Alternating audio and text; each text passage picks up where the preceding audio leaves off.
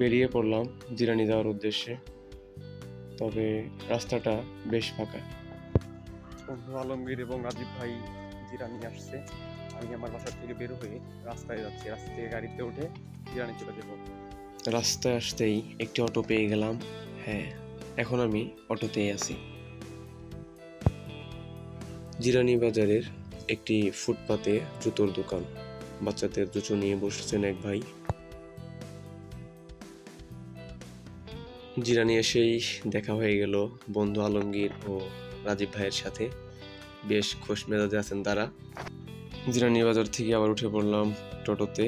ও আলমগীর ভাইয়ের লাজুক হাসি, ও পাশে আমিও আছি। রাস্তাটা বেশ ফাঁকা, তবে দূরে অনেক গাড়ি দেখা যাচ্ছে। আর হ্যাঁ, রাজীব ভাইও আছে আমাদের সাথে। রাস্তাটা অনেকটাই ফাঁকা।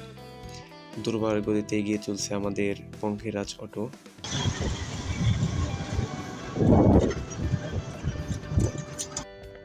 অটো থেকে নামতেই চোখে পড়লো বাচ্চাদের কিউট কিউট পুতুলগুলো। হ্যাঁ, এটা অত্যন্ত প্রিয় খেলনা বাচ্চাদের জন্য।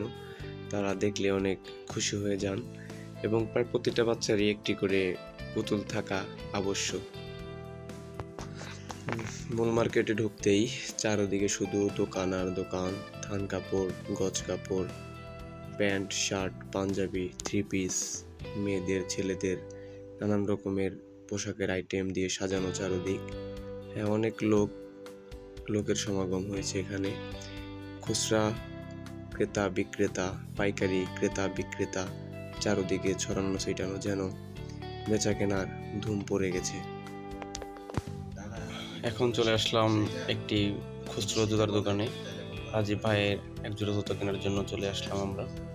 হ্যাঁ, তারা চয়েস করছে কোন জুতা কেনা যায়, আর আমি ভিডিও করছি। আমিও এক জোড়া দেখে নিলাম, দেখি কেমন লেগেছে। দেখুন তো কেমন লেগেছে আমার পায়ে। আর হ্যাঁ, এই ফাঁকে একটি পাঞ্জাবিও কিনে নিয়েছি। এর মাঝে আরো অনেক কিছু কিনে নিয়েছি।